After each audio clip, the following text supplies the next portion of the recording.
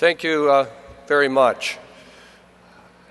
The panel and myself and the audience who are remaining probably all believe that the treatment of male chronic pelvic pain syndrome is one of the largest unmet needs in urology. But unfortunately, as Dr. Shoskes said to me on the way out, following prostate cancer, we're sort of the Roger Dangerfield of the urological diseases. We get very little respect.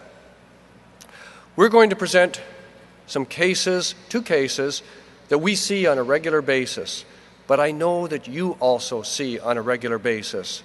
And we're going to provide how we would follow up these patients, how we would manage them, and see if we can end up after this particular period so that when you see the next patient in your clinic, not only will you want to see him, but you'll know that you'll likely be able to help him. So the first case, and what I'd like you to do is if you can go on the polling, this is the polled question. Those of you that actually know how to do it, go ahead and answer this question as we're going along. This is a typical patient, a 36-year-old male, presents with a 6-month history of ejaculatory, left testicular, and perineal pain with mild voiding symptoms. 2 courses of ciprofloxacin has had no impact. On examination, his prostate small but moderately tender, perineum and pelvic floor tense and spastic.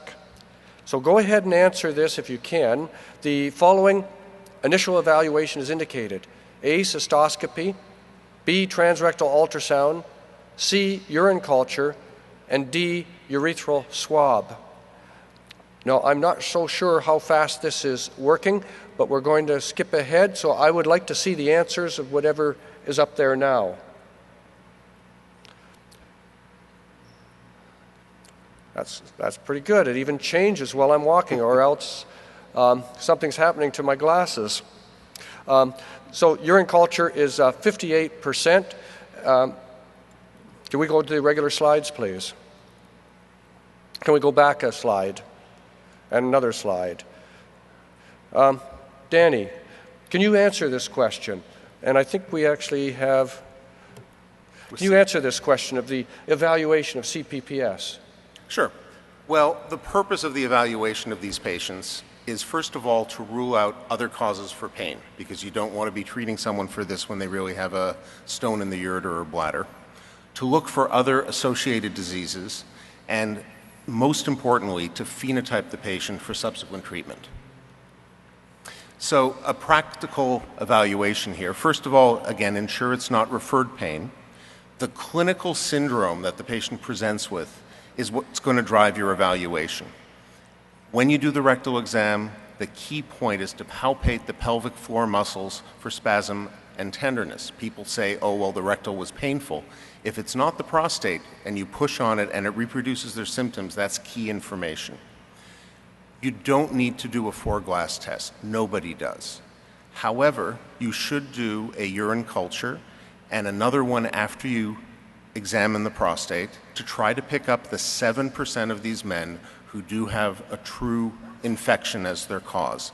You're doing it for PCA3 now, you can do it for this. It's okay.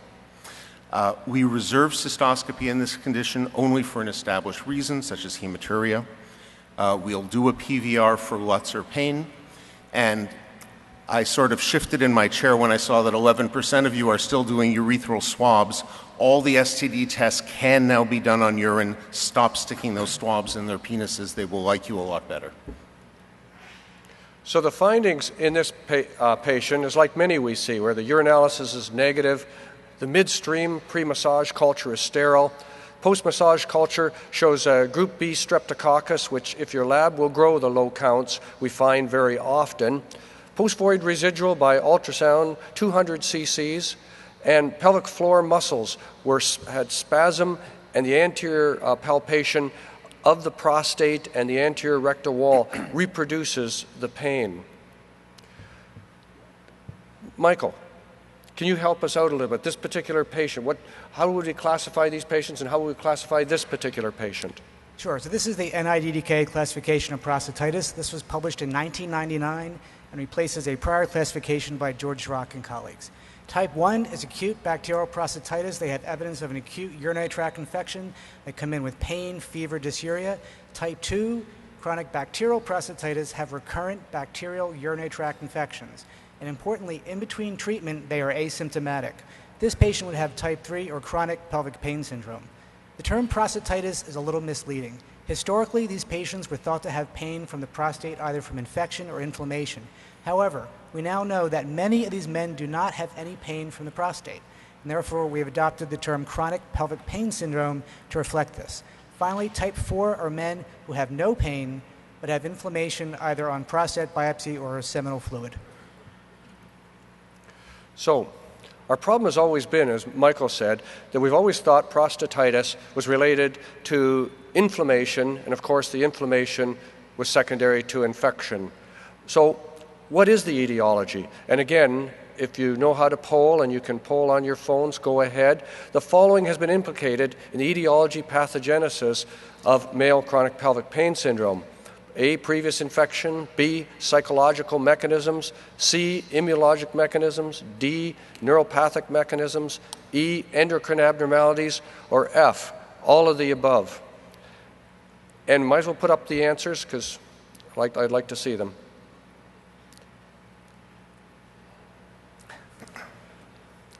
So all of the above. Can we go to the 84%? Can we go to the slides, please? So, Michael, help me out. And here you have all of the above. So we conceptually think there are things that cause prostatitis, then there are factors that modulate it and make it persist. So under etiology, there are several areas. Men with prostatitis in studies have a higher incidence of prior sexually transmitted disease. Our colleagues at Northwestern have identified a bacteria, CP1, which seems to produce prostatitis-like symptoms, so some specific types of bacteria may do it.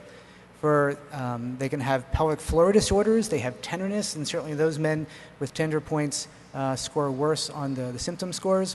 Trauma, repetitive perineal trauma, such as we see in long-distance truck drivers, and actually in long-distance airline pilots we can see, voiding dysfunction, sexual trauma.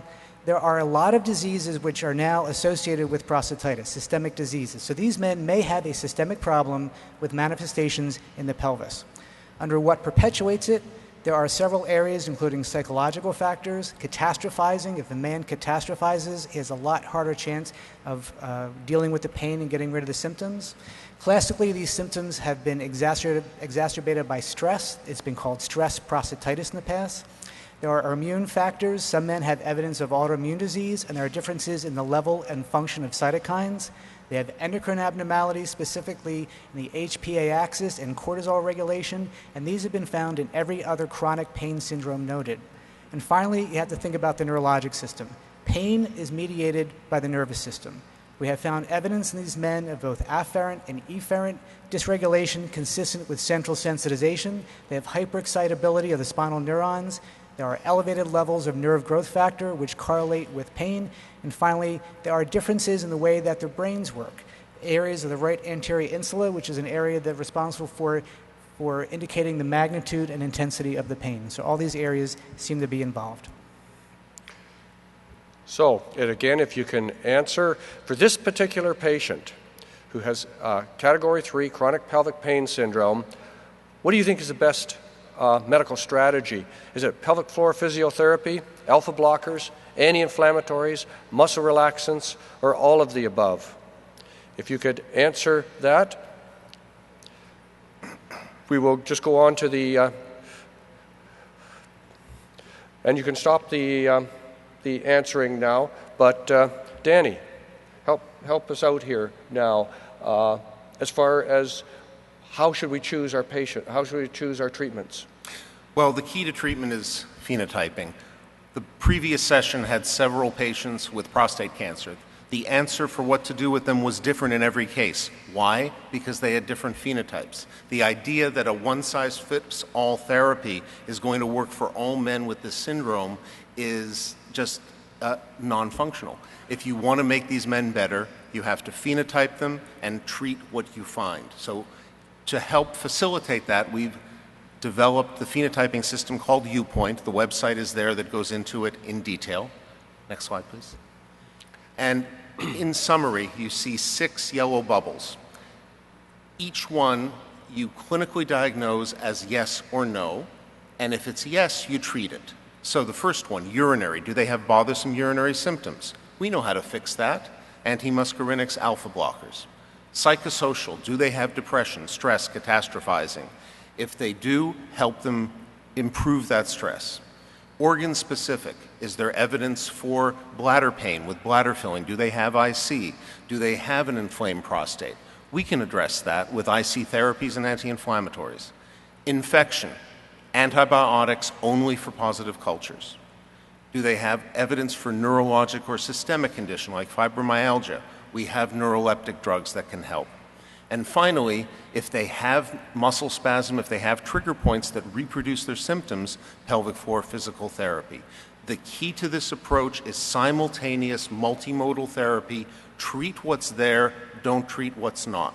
In our hands, about 77% of very difficult tertiary care patients get significant or complete improvement, and our results have been replicated in Asia and in Europe. Could we have the answer to the question, please? So most of the audience already believe that these patients cannot be treated with a monotherapy and that a multimodal therapy is the correct approach to do. There are no guidelines for the treatment of male chronic pelvic pain syndrome. The interstitial cystitis bladder pain syndrome guidelines do suggest, however, a segmental monotherapy. I think we've come around to the point, and I believe the audience knows now too, that that is not going to be effective in the majority of patients. So, Danny, what would your plan be for this particular patient? So, applying the UPOINT system to this particular patient, there are 3 positive domains. Has bothersome urinary symptoms, I would recommend an alpha blocker.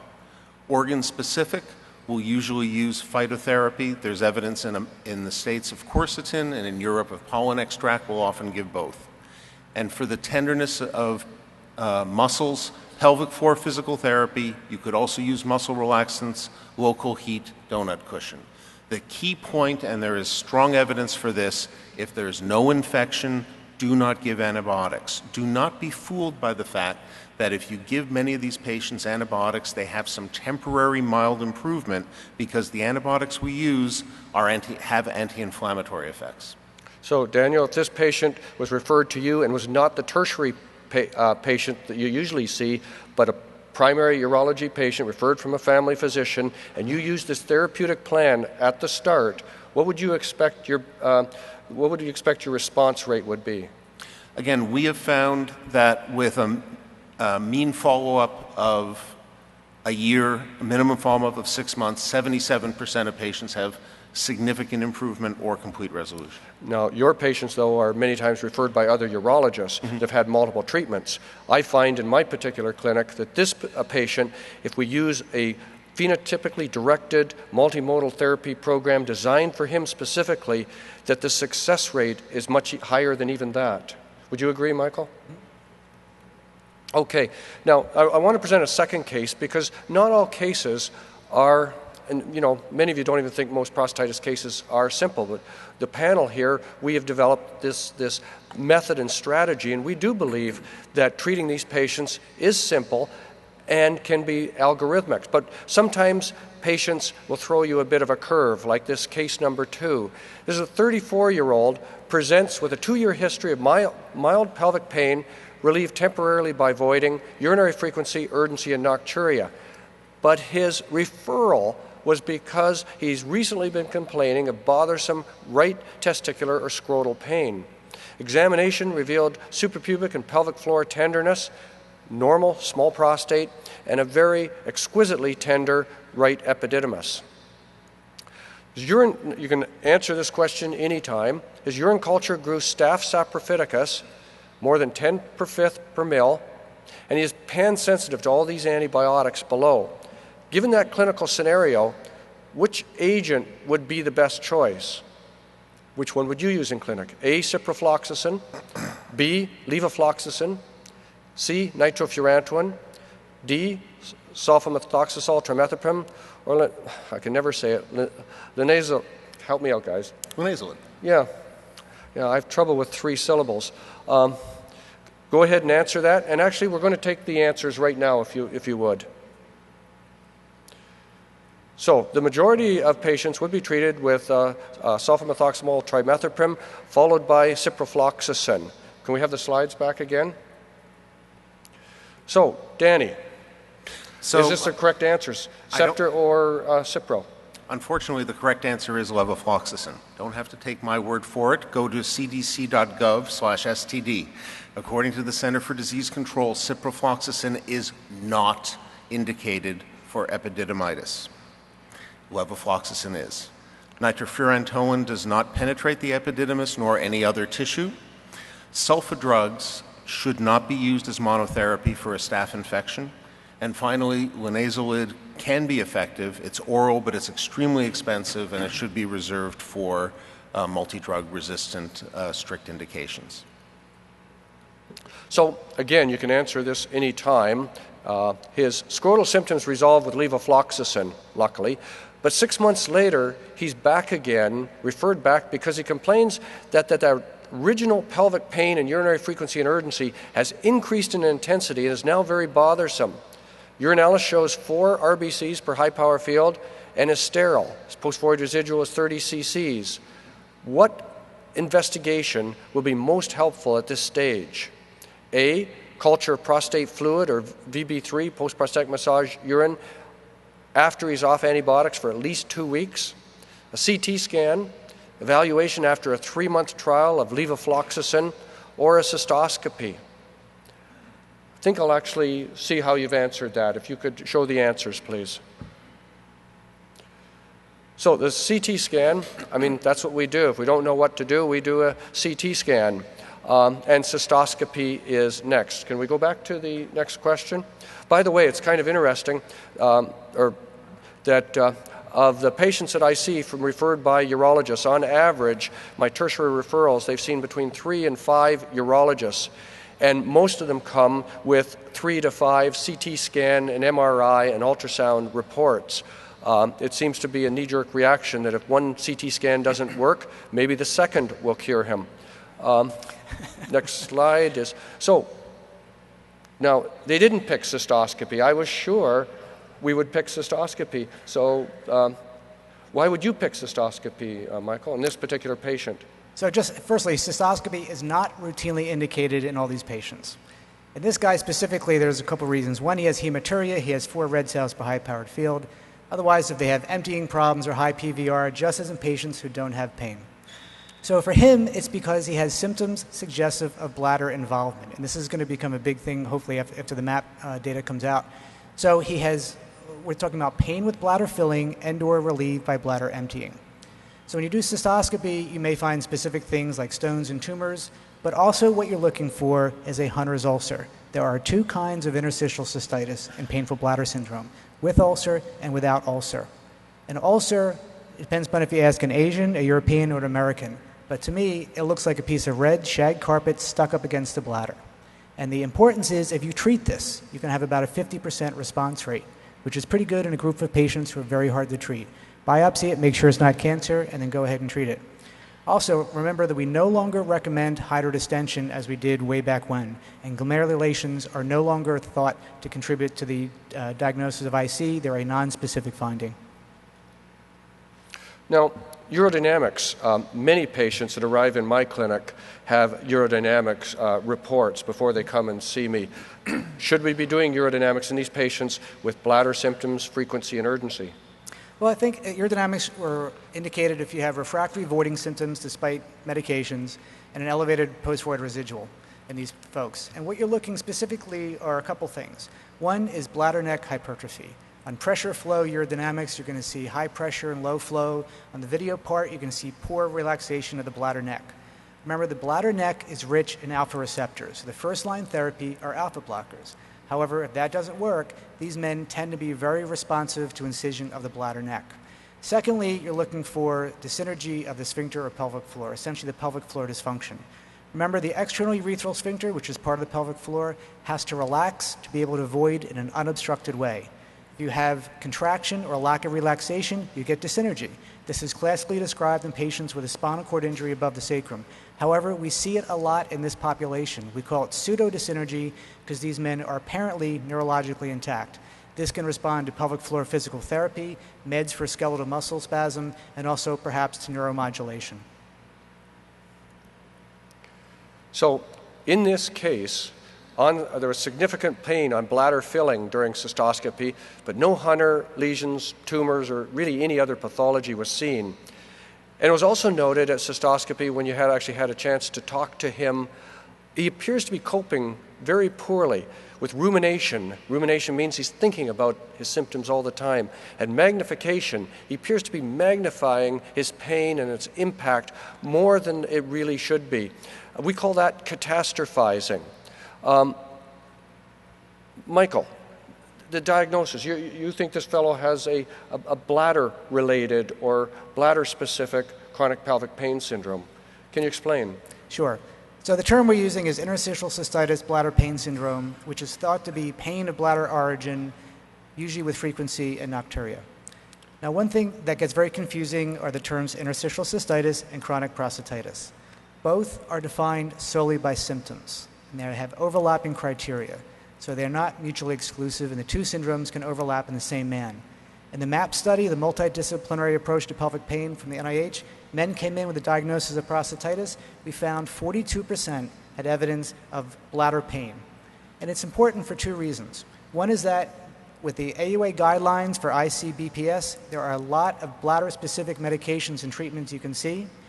The other is we found that in guys who have bladder pain, they have a much higher association of associated pain conditions, including irritable bowel syndrome, fibromyalgia, and chronic fatigue. And it's important to find, diagnose, and treat these to help with the overall benefit of the patient. And finally, with regard to his poor coping, predictive of his poor treatment results and his catastrophizing, a lot of these men, if you see that, can benefit from referral for psychological counseling to help with their treatment. This is the last question that you can answer on the polling. So in this particular patient with predominant bladder symptoms, what treatment would be predicted to have the best outcome for this patient? A, pelvic floor physiotherapy. B, penazam polysulfate or Elmeron. C, amitriptyline or Elavil. D, intravesical heparin and or lidocaine, some form of intravesical therapy. Or E, psychological support. And if you could give us the answers to that. So, psychological support is the highest, followed by amitriptyline.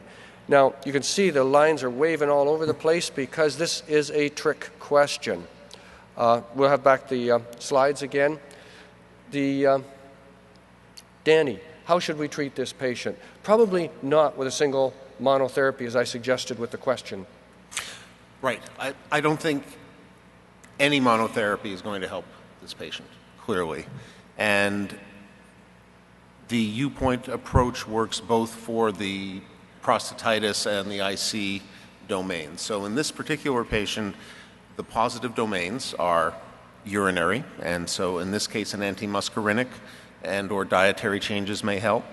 You identified the psychosocial catastrophizing. Now when we talk about this, we're not saying you as a urologist have to give them this therapy. Obviously not.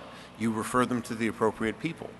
But if they can cope with the residual symptoms they have, their quality of life is going to improve.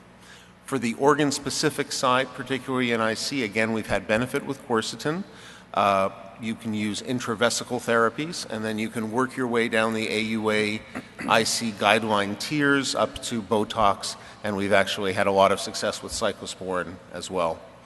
And for the neurologic systemic, a tricyclic antidepressant such as amitriptyline.